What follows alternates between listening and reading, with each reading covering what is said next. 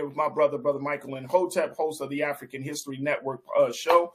You can find that on YouTube and on social media. But I wanted to have a conversation that Brother Michael, once again, he brought this to my attention, and I'm glad my brother did, where he talked about Japanese Americans and how they are making it clear that because they receive some form of reparations, Black Americans should too. Let me bring my brother back into the frame around this. And Brother Michael, this is very, very interesting. When I read the piece that I saw, I was like, well, it makes sense. And it will take, I think this will take the conversation to the next level. Let me just share with y'all, with our crew, what folks are saying. Here's it is from AP. This is what's happening now, folks.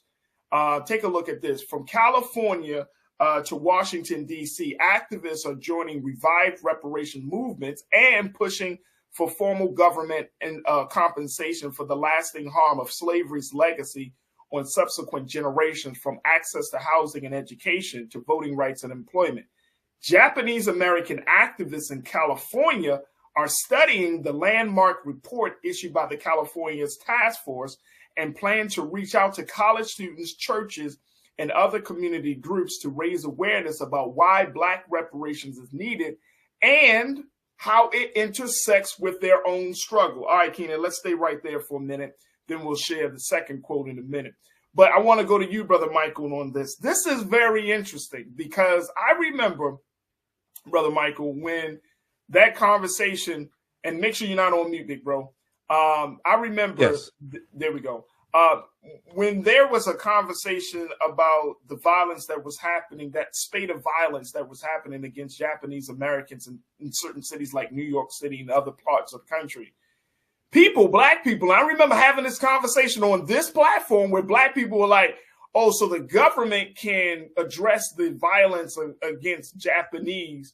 And we're talking about, supporting the Japanese community, but then we're not talking about what's been going on for Black people, which is understandable, But there were a lot of people feeling some type of resentment against Japanese folks for getting any type of government assistance or getting some type of policy to speak to their harm. Now, this is an interesting situation because you got Japanese Americans who are saying, look, we received reparations for what was done from our people from Pearl Harbor, from Nagasaki and Hiroshima, and all of that America has done. We stand in solidarity. How do you reconcile these 2 points, Brother Michael? Well, number one, people have to really understand the history prior to 1988. The first hate crimes act ever signed into law in the history of this country was signed into law in 1968 by President Lyndon Baines Johnson. It was part of the Fair Housing Act, and it was a result of the modern day civil rights movement, and it was largely for African Americans. That's the first hate crimes act ever signed into the history of this country. Then when you go and study why the Department of Justice was created in 1870 by Congress during Reconstruction, the Department of Justice was created largely to enforce the new rights that African Americans were getting and to prosecute those who were violating their rights. And this is why in 1871, you had the Ku Klux Klan Act. And then you have President Ulysses S. Grant that declares martial law in 9 counties in South Carolina to crack down on the Klan. And you had Klansmen prosecuted by the Department of Justice. When we look here at what Japanese Americans got, first of all, it's important to understand which Japanese Americans got a one-time payout of $20,000, which totaled over $1.6 billion. It was approximately 82,250 Japanese Americans. It was not all Japanese Americans in the country. It went to those directly who were put into those internment camps during World War II, about 1941 and 1945 or so. And it went to those who had to be evacuated. Okay. So this past Congress, now I posted this link here from justice.gov. If you could pull that up, that explains exactly what happened. That's from the Department of Justice, 10-year program to compensate Japanese Americans interned during World War II closes its doors. So this was, and you can zoom in on that. This was an act of Congress.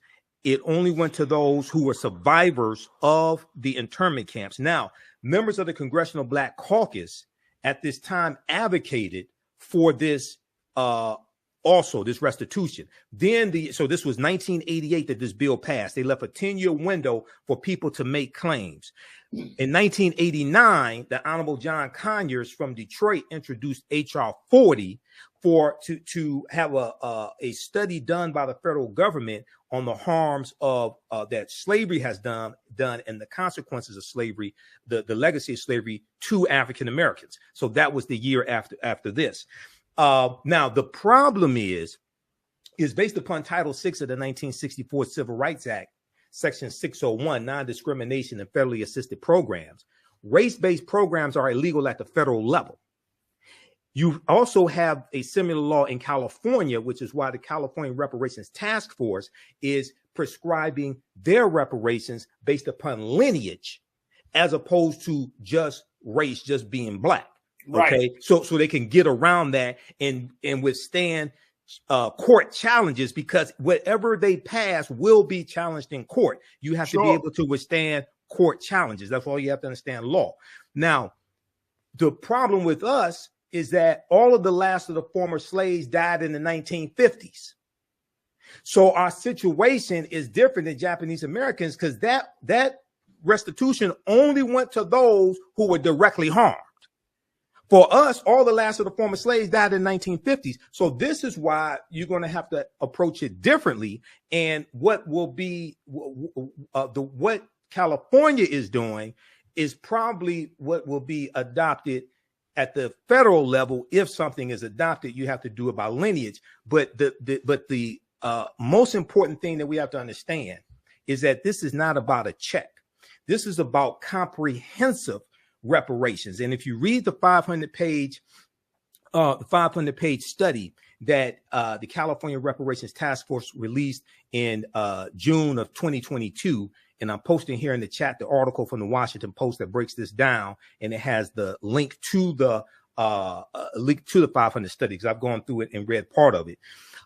We have to have comprehensive reparations. So the laws and policies that have been put in place and still remain in place that have maldistributed wealth, power, and resources into the hands of Europeans, you have to change those laws and policies. Yep. This is why you have to understand the history of what's happened, because if we all got $1 million a day, you and I both know white people will have it all back by this time next week.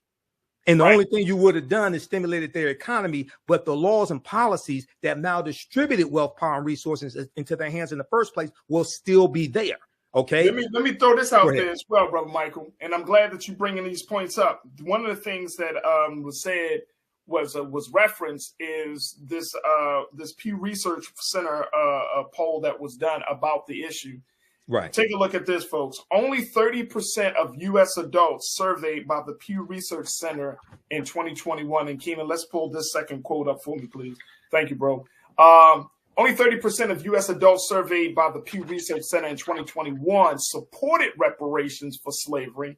That was in 2021. That's 2 years ago. 77% of whom were Black Americans. Wow. That was 2 years ago, folks.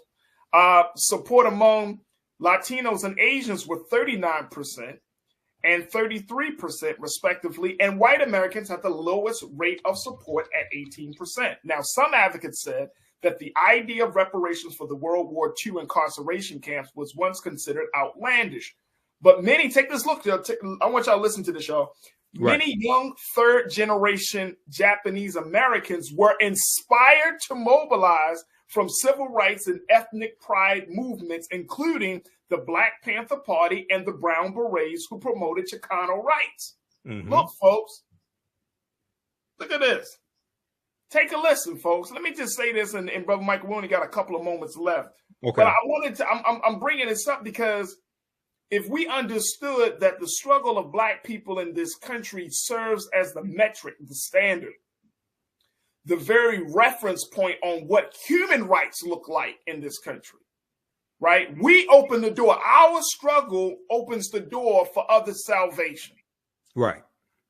And so for the fact that you got third generation Japanese Americans, young Japanese, who are learning about the Black Power movement, the Civil Rights movement, they're learning about all of these movements of Black liberation that are saying, look, this is similar to what we experienced This is eye-opening on so many levels. And this is why Chris, my guy, Chris Big checked in. He said something, and I'm a true, and I'm in total agreement with him.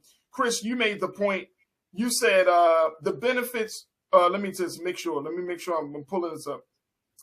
You said, Chris, that in order for movements to be successful, that they must be diverse. And for a situation like this, for Japanese people, some Japanese, of course, not across the board, but some Japanese Americans saying, we want to support this. I think, Brother Michael, this pushes the priority up a few notches to get people to understand. Now, if you got Japanese that are signing on, imagine what would happen if Latinos signed on. Right. Well, yeah. So this is why it's important to understand history and why the history of this country and the history of African Americans has to be taught in all schools across the country. It has to be taught to everybody, because those third generation Japanese are studying history, studying the Black Power movement, also studying the Civil Rights movement. Asian women like Grace Lee Boggs, things like this, who was an ally to the Civil Rights movement. Now, I just posted the link here to an article. If you can just pull this up for a quick second. This deals with how you tie all this together. Racism has cost the U.S. $16 trillion. This was a study by Citigroup Bank. And it laid out three critical areas. And it said they looked at just from a 20-year period of time, from the year 2000 to like 2019. And they said the U.S. economy had lost $16 trillion because of racism. And they said black workers have lost $113 billion in potential wages over the past 2 decades because they could not get a college degree. The housing market lost $218 billion in sales because Black applicants could not get home loans, and about $13 trillion in business revenue never flowed into the U.S. economy because African-American entrepreneurs could not get access to bank loans. It goes on to say that the U.S. could have $5 trillion in gross domestic product over the next 5 years if those gaps and others were closed today, the study indicated. So that deals with changing laws and policies. But what this study documents, and there are other studies like it, it shows how racism negatively impacts everybody in this country. It's lost opportunity for everybody, even though we get the brunt of it. So it requires a re-education process and really teaching this history. That's why Juneteenth becoming a federal holiday could be very powerful if we know how to use it, because it allows us to force into the national conversation a history that Republicans are passing laws and state legislators to keep that history from being taught in the schools. So it requires a total re-education process and show how all this is hurting everybody, and policies that are good for African Americans are good for America in general. Come on, there it is right there. Look, we're going to end it right there. Hey, Brother Michael, I'm so happy that you brought this topic. I'm serious, brother. I didn't see this, so I'm glad that you were like, hey, Farajii, we need to talk about this. I monitor about 35 different news sources on a daily basis. Hey, bro, and I'm always consuming. But this is great. This is great, man. And I think it's going to push the movement. I think it's going to push the conversation further along. I think it's going to, and it's a huge. This uproots white supremacy on so many levels, Brother Michael. You know it, and I know it. You're starting to see Japanese. You got, of course, Black folks. If we start to see more groups of people standing behind Black folks and saying, yeah, their struggle is our struggle. Oh, right. Oh, right. Brother. Exactly. Like, it's the sky's the limit. Look, we got a couple of seconds left. Talk to us about the work you're doing.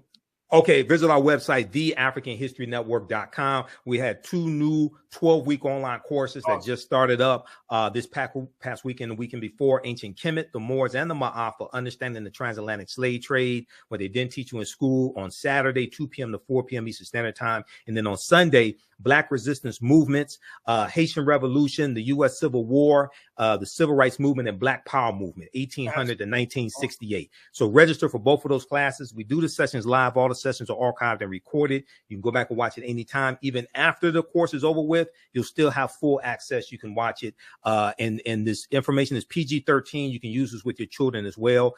Register at our website, theafricanhistorynetwork.com. There it is, Brother Michael Imhotep. You can see him on Mondays here on The Culture. You can also check him out on Roland Martin Unfiltered. Yeah, on Fridays. And so we're so happy he's able to spend some of his time and most importantly, his brilliance with us. Thank you, Brother Michael. Oh, thank you, brother. Thank you, Farajii. Peace. Peace, brother. We want to make use of this 3 minutes before the break. Lady Grace, you're up.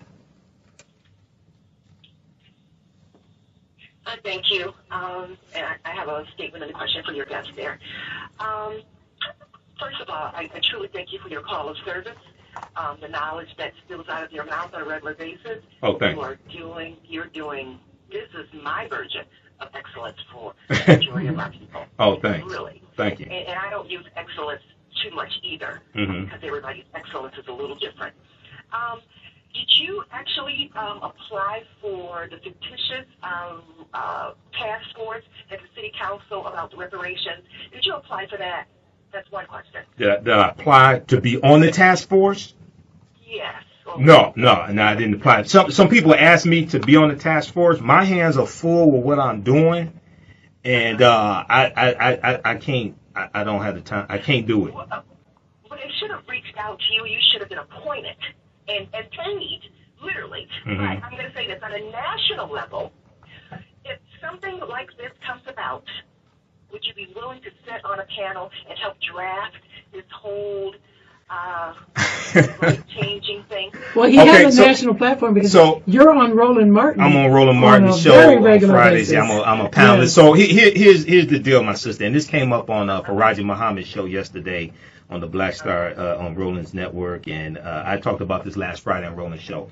I'm all for repairing the damage of 246 years of slavery and decades of Jim Crow segregation and redlining and things like this and systemic racism. I'm all for that.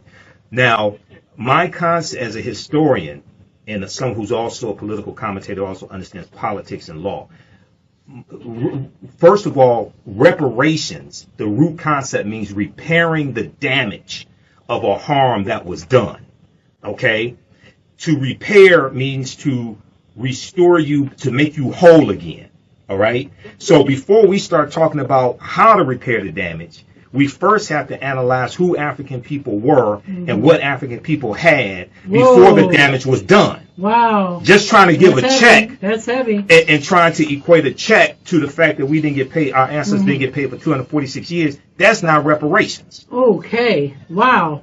You said a mouthful. Yes. We'll be back with our last segment. All right.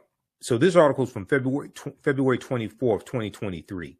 Years after they won that. So let me back up here. It talks about how it talks about a woman named Mia Iwataki.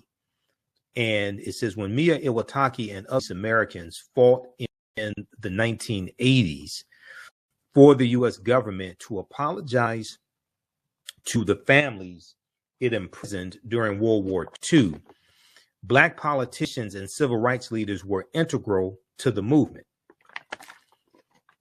They were integral in helping them get an apology and get some type of restitution. 35 years after they won that apology, and survivors of prison camps received $20,000 each. This did not go to all Japanese Americans in the U.S. at that time. It only went to those who were survivors of the internment camps or those who had to evacuate. All right. Now, those advocates are now demanding atonement for Black Americans whose ancestors were enslaved. From California to Washington, D.C., activists are joining revived reparations movements and pushing for formal government compensation for the lasting harm of slavery's legacy on subsequent generations, from access to housing and education to voting rights and employment. Now, advocating for reparations is the right thing to do, said Maya Iwataki, a resident of South Pasadena, California, who is in her 70s. She cited cross-cultural solidarity. That has built up over decades. Now, African-American lawmakers, such as the late California Congressman Mervyn Dymally, Dymally, and Ron Dellums played critical roles in winning the Civil Liberties Act of 1988, the Civil Liberties Act of 1988, which formalized the government's apology and redress payments. Okay. And this passed Congress and was signed into law by President Ronald Reagan. Now, last Sunday, which would have been Sunday, February 19th, marked the 81st anniversary of President Franklin Delano Roosevelt signing an executive order that allowed the U.S. government to force an estimated 125,000 people, 2/3 of them U.S. citizens, from their homes and businesses, and incarcerate them in desolate barbed wire camps throughout the West. Now, Iwataki said, quote, "We want to help our communities win reparations because it was so important to us. We want to help communities win reparations because it was so important to us."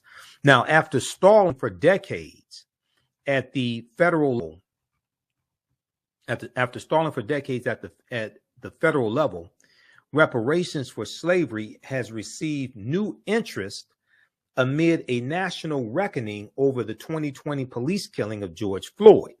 Amid nationwide protests in the year 2020, Governor Gavin Newsom of California signed legislation that established a first-in-the-nation task force to address the topic of reparations. In California, is reparations not just for slavery, but for decades of Jim Crow segregation, for housing discrimination, things like this, because California really does not have a history of slavery. When California came into the Union in 1850, it came in as a free state. Now, they've identified about 1,500 people that were in like a semi-slavery state, okay, when California comes into the Union. But California does not have a real history of slavery, but they do have a real history of racism, housing discrimination, redlining, sundown towns, things of this nature, where you had to, if you were African American, you had to be out of town before nightfall, or you could be arrested, you can be attacked, etc. Okay, so they do have a history of that. Now, other cities, counties have since followed. In Boston, St. Louis, and San Francisco, when an advisory committee issued a draft recommendation in 2022 proposing a lump sum payment of $5 million apiece for eligible individuals. That's not going to happen. That's fantasy right there. That's not going to happen. In December 2022, the National Nikkei Reparations Coalition, alongside more than 70 other Japanese American and Asian American organizations, submitted a letter calling on the Biden administration to establish a presidential commission for reparations. Now, Japanese American activists in California are studying the landmark report issued by the California's Reparations Task Force. We talked about the report here on the show numerous times. It's a 500-page report that was released June of 2022. And I'm going to pull up an article here dealing with that report as well. We'll go to that here in just a second.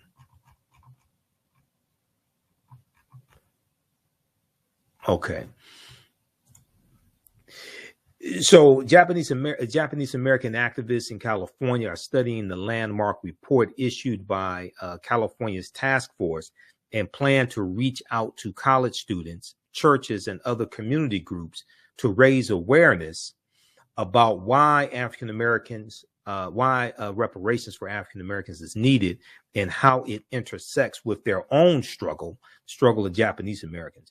Now, reparations critics say that monetary compensation and other forms of atonement are not necessary when no one alive today was enslaved or a slave owner, overlooking the inequities today impacting later generations of Black Americans. Now, and what happened was, after that the bill passed in 1988, we know that Representative John Conyers from Detroit introduced HR 40. Okay, that was in 1989, the year after he introduced HR 40. Okay, now President Ronald Reagan signed the Civil Liberties Act of 1988, providing living survivors with a formal apology and $20,000 each for the, quote, grave injustice, end quote, done to them. It would cost the U.S. government $1.6 billion. So from 1988 to 1998, they paid that out. A year after Ronald Reagan signed Japanese reparations into law, the late Congressman John Conyers from Detroit introduced a bill to consider slavery reparations, named after the promise of 40 acres and a mule that the U.S. initially made to free slaves. The bill has gone it really hasn't gone anywhere. It made it out of the House Judiciary Committee for the first time. I think it was like 2021, something like that. The promise of 40 acres and a mule, that didn't apply to all former slaves. Just so people understand, that was 400,000 acres of coastal land divided up into 40-acre plots, coastal land in South Carolina, Florida, and Georgia. So it was split up among about 40,000 African-American families, but President Andrew Johnson ends up taking most of that land back. We'll continue this discussion on the other side of the break. We'll be back in a few minutes. Welcome back to the African History Network show. All right. So right before the break, we were talking about the article from the Greedo.com press. Name of this article is Japanese Americans Push for Black People to Receive Reparations. Japanese Americans push for Black people to receive reparations. Now, I know a couple of weeks ago, somebody called in and they were talking about reparations for African Americans. They mentioned the Japanese, and they said the Japanese are getting reparations. They're not getting reparations. They already got it. And this was from 1988 to 1998. And let's look at what they actually got, because there's a whole lot of misinformation floating around about this. One, it did not apply that were living in the U.S. between 1988 and 1998. It only applied to those who were survivors of the terms. Okay.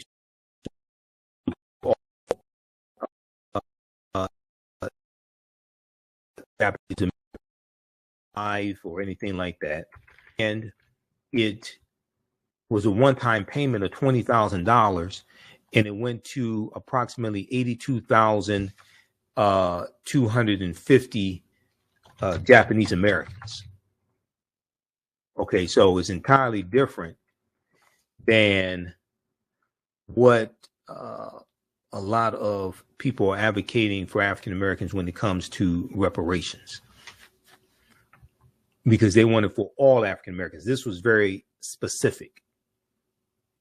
And I'm trying to, let me pull this up here. Hold on. This is hard. This is from the U.S. Justice Department.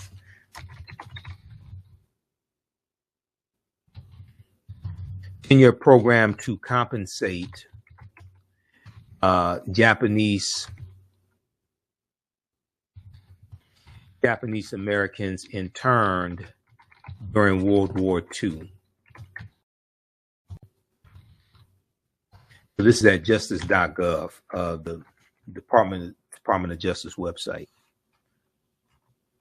Also at archives.gov, they have, which is the U.S. National Archives, they have some information on this as well. But I want this sheet, because that's what I have printed up. I want this sheet here from justice.gov. Okay, so this is a press release from Friday, February 19th, 1999. Okay, in a 10-year program to compensate Japanese Americans during World War II closes its doors. After paying out more than $1.6 billion to more than 82,250 persons of Japanese ancestry who were interned during World War II, the Justice Department's Office of Redress the Justice Department's Office of Redress Administration has officially closed its doors. The redress program, which was established by the Civil Liberties Act of 1988, acknowledges, apologizes, and makes restitution for the fundamental injustice of the evacuation, relocation, and internment of Japanese Americans during World War II. The Justice Department's Office of Redress Administration, ORA, O-R-A, was charged with administering the 10-year program, which by operation of law officially closed on February 5th, 1999. Final figures were released today. This is back in 1999.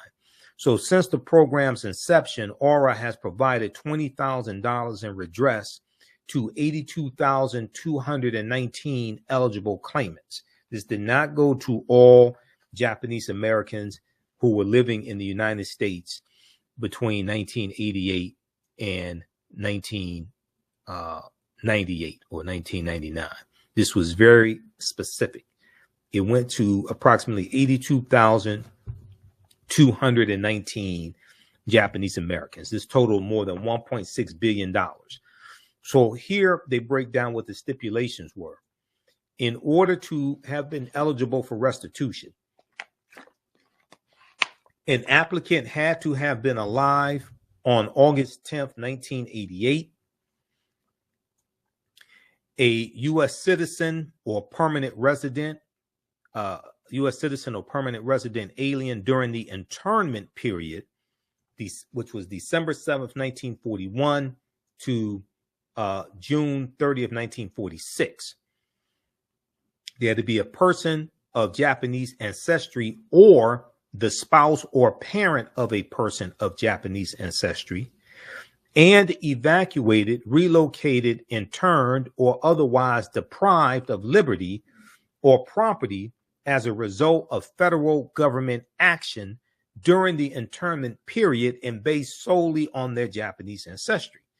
So once again, this didn't go to all Japanese Americans, as many people call in the radio shows and make it seem like happened. That's why you have to do research. That's not what happened.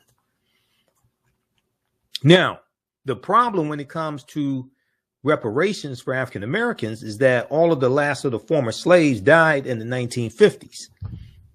What Japanese got only went to those who were actually put into the internment camps or those who had to evacuate.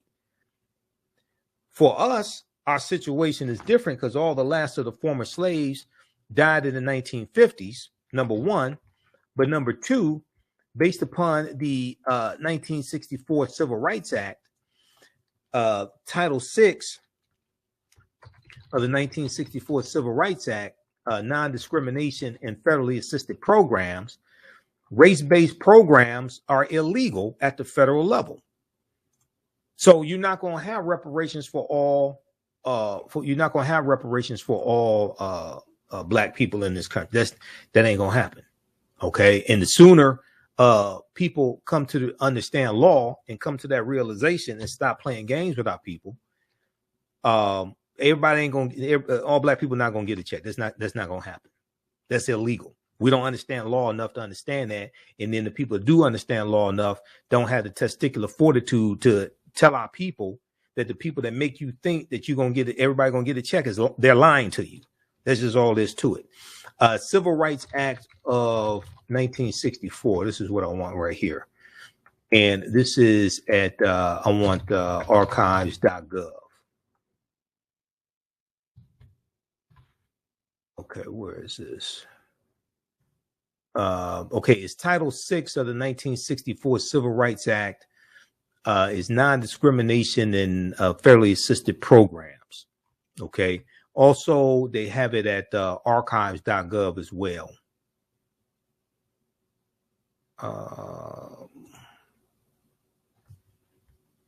Let me try. We'll have to pull this up when we go to break. So I want to make sure people see this.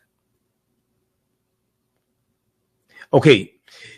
So, as I've talked about before, one of the things that has to happen is that we have to understand history, law, economics, and politics. And the other thing is that we have to laws and policies that were put into place that maldistributed wealth, power, and resources. Okay, that maldistributed wealth, power, and resources. Because even if we all did get a check, if we all got $1 million a day, let's be honest, we all know white people have it all back by this time next week. Nobody really wants to be honest enough and tell you this. I'll tell you.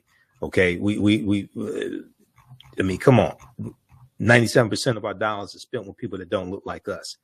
And then after you spent the money, the laws and policies that have now distributed wealth, power, and resources will still be in place. That's why you have to really understand the laws and the policies and address those and change those. Okay, whether we talk about housing discrimination, whether we talk about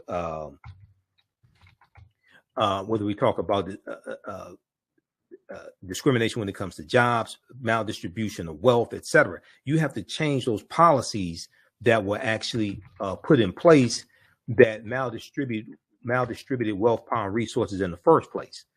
This is why we have to have comprehensive reparations. We have to have comprehensive reparations. So this is from archives.gov, 1964 Civil Rights Act. Okay, 1964 Civil Rights Act.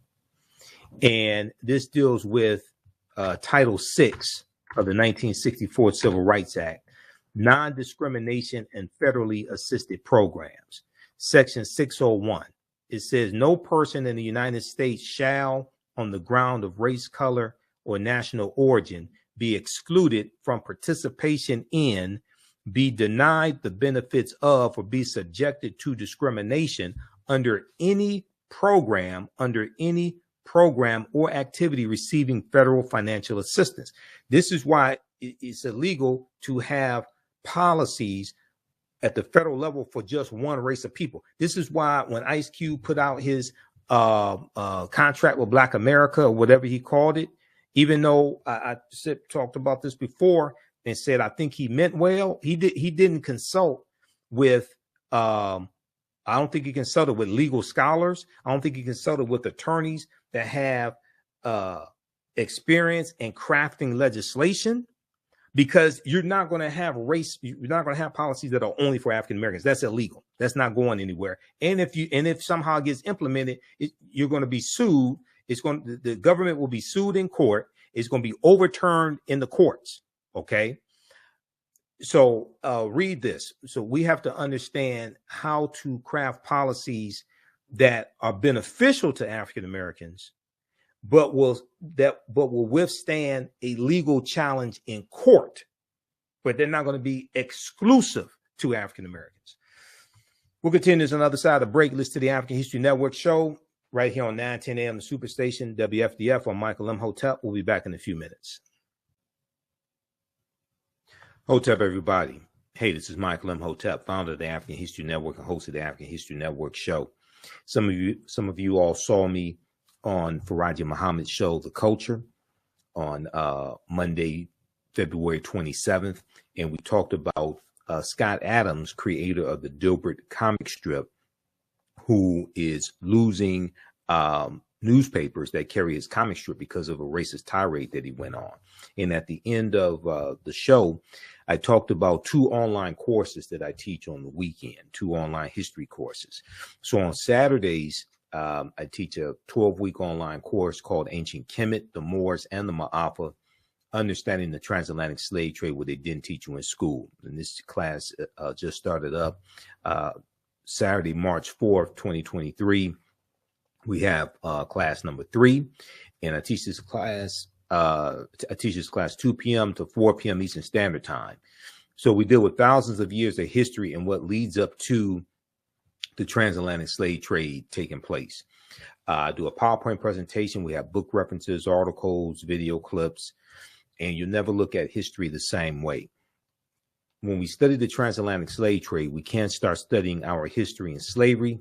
Even when we deal with the transatlantic slave trade, which is important to study, we can't start in 1619 or in the 1440s when the Portuguese get involved. We have to understand the history chronologically and deal with the 800-year occupation of Europe by the Africans known as the Moors, who enter into the Iberian Peninsula, today known as Spain and Portugal, from North Africa in 711 AD, and they take the teachings from ancient Kemet, ancient Egypt, into Europe. Now, and these teachings are going to bring Europe out of the Dark Ages. Now, this course not only deals with the transatlantic slave trade, but it also deals with thousands of years of history that leads up to the transatlantic slave trade taking place. August 20th, 2019 marked the 400th year anniversary of the 20 and odd Africans who came into Point Comfort on August 20th, 1619 on that White Lion pirate ship in what would later become called the colony of Virginia. Now, this year, 2019, was known as the year of return, as many African Americans were and continue to reconnect to Africa and traveling to Ghana and other West African countries, the original people of North, Central, and South America. Okay.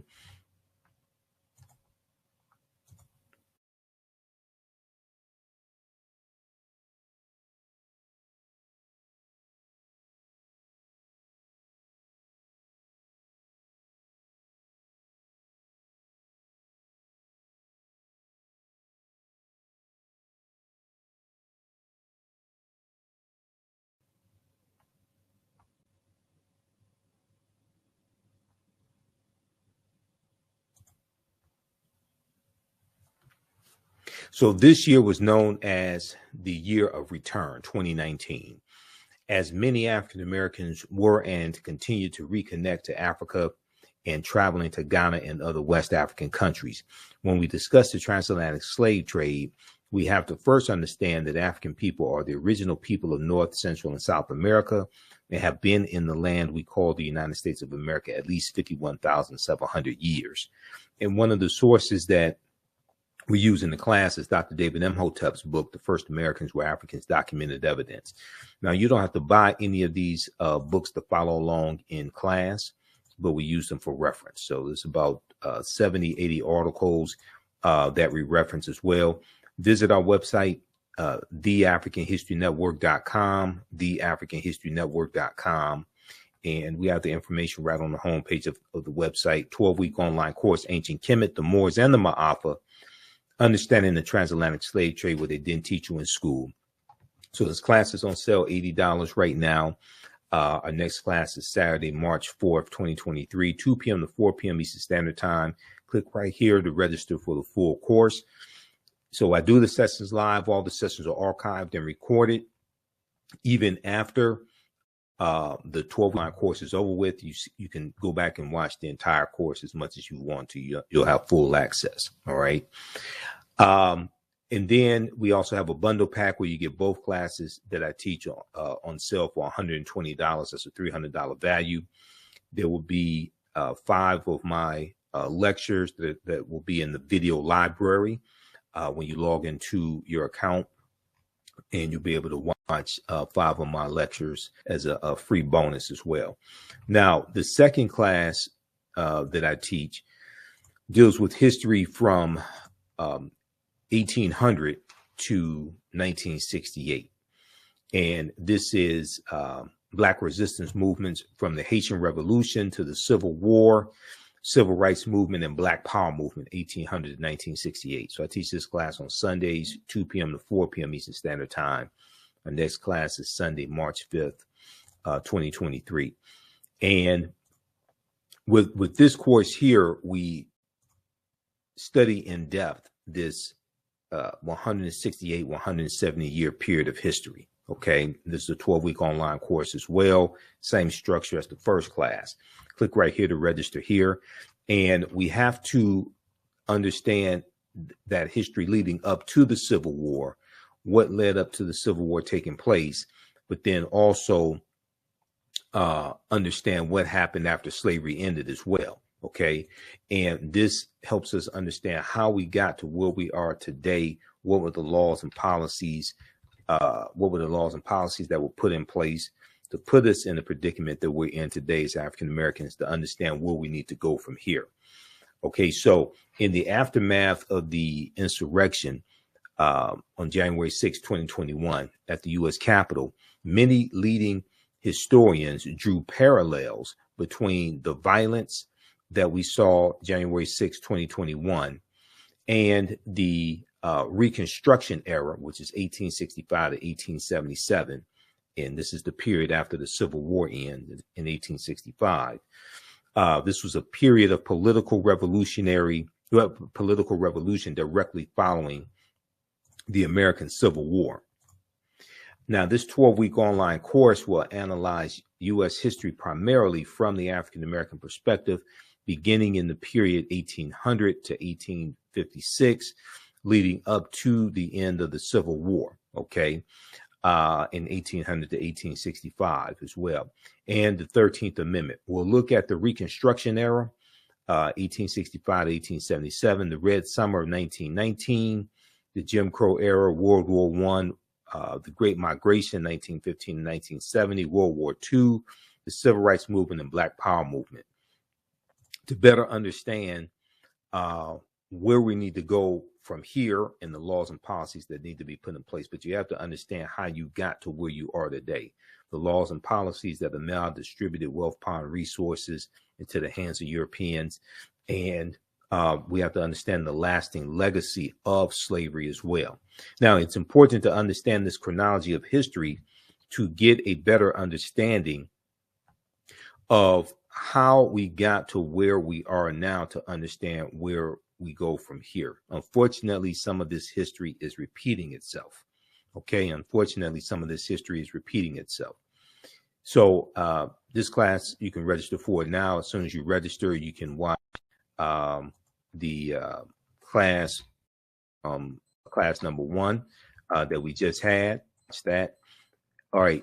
Now, there's a good article from time.com that we reference in the class as well. There's a good article from Time Magazine, time.com. And this article is a new report finds that 45 states are to students. A new report finds that 45 states are failing to teach students about the period that shaped race relations after the Civil War. And they're talking about the Reconstruction era. Okay, the Reconstruction era. And if we look briefly here at this article, it says scholars say studying the aftermath of the Civil War help context many of the most seminal events in the U.S. in recent years, from the brutal murder of George Floyd by police to the voter suppression laws enacted after Black voters played a big role in helping Joe Biden and Kamala Harris be elected president and vice president in 2020. But despite the timeliness of the era in today's climate, many students in American schools will not get a full education on Reconstruction until they go to college. Okay, many students in American school will not get a full education on Reconstruction until they go to college. Now the problem is most of them are not going to go to college, or a good portion of them are not going to go to college. All right, so that's why the content of this course is so important. And your understanding of politics is directly related to your understanding of history. And politics is the legal distribution of scarce wealth, power, resources, and the writing of laws, statutes, ordinances, amendments, and treaties, their adoption, interpretation, and enforcement. So coming out of this course, you'll have a much better understanding of how we got to where we are today, the laws and policies put in place, the laws and policies that need to be put in place to take us to where we need to go. Okay, so this is understanding where we go from here. All right, so visit our website, theafricanhistorynetwork.com, theafricanhistorynetwork.com. We have the information around the homepage of the website. Black resistance movements from the Haitian Revolution, the Civil War, the Civil Rights Movement, the Black Power Movement. So we start in 1800. We look at the Louisiana Purchase of 1803 and the Haitian Revolution as well, 1791 to 1803, because those two events are related. And then we go through history chronologically, and we look at things like the Missouri Compromise of 1820, Texas winning its independence in 1836 from Mexico, Mexico winning its independence in 1821 from Spain, the Mexican-American War, 1846 to 1848, Treaty of Guadalupe Hidalgo, which ends the Mexican-American War, and the U.S., as a result of the Treaty of Guadalupe Hidalgo, is going to get the territory that makes up California, Arizona, New Mexico, Colorado, Utah, and Nevada. They're going to get all that from Mexico. Mexico loses about a third of their territory. We look at the Kansas-Nebraska Act of 1854, and we look at why the Civil War starts April 12, 1861. Then we go through and analyze the U.S. Civil War, Emancipation Proclamation, January 1st, 1863, which did not free the enslaved Africans. Ratification of the 13th Amendment, December 6, 1865. Reconstruction era, 1865-1877. Compromise of 1877, which ends Reconstruction, and Rutherford B. Hayes becomes president. And the Republicans make a backroom deal with the Democrats that if they let Rutherford B. Hayes become president, he'll remove the remaining Union troops out of the South from Florida and South Carolina, etc. And then you have the Jim Crow era, where the white supremacists are taking back control of all levels of government in the southern states. You have, so we studied the Jim Crow era, Plessy versus Ferguson, 1896, U.S. Supreme Court case, Mississippi State Convention of 1890, where they rewrite the state constitution and impose poll taxes and literacy tests in a state that had a majority African-American population, and the majority of the voters were African-American as well. So you go through this period where you see these southern states, these former Confederate states, rewriting their state constitutions. South Carolina, 1895, Mississippi, 1890, poll taxes being imposed in Florida in 1889. So we go through the Jim Crow era, Great Migration, 1915, 1970, 6 million African Americans migrating from the South up north and out west. World War I, 1914, 1918, World War II, 1939, 1945, Civil Rights Movement and Black Power Movement.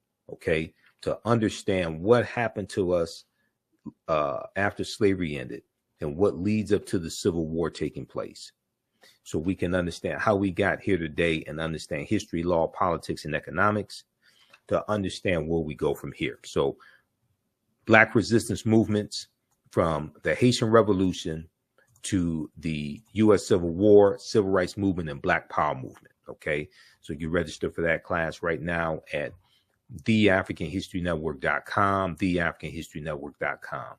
That's on sale, $80 as well. And we have the bundle pack where you get both classes for $120. For both classes, this information is PG-13, I would say, so you can use this with your children as well. And also to support the African History Network, you can support us, $ the AHN Show through Cash App, $ the AHN Show through Cash App, also through PayPal, paypal.me/the AHN Show. And we have it right on the homepage of our website as well. This helps us to keep doing the research, stay on the air, keep broadcasting, finance the African History Network show, pay some of the bills, etc. Okay, so we have a PayPal and Cash App information there also. All right, So hope to see you in class. Visit our website, theafricanhistorynetwork.com, theafricanhistorynetwork.com. Remember, right now, also for returning students, those who have paid for one of my online courses in the past, you get a 50% discount. Returning students, you get a 50% discount on our bundle pack. So email me at ahnshow@theafricanhistorynetwork.com, ahnshow@theafricanhistorynetwork.com. All right, and we'll get you taken care of. Right now, it's correct wrong behavior is not over till we win Wakanda forever. We'll talk to you next time.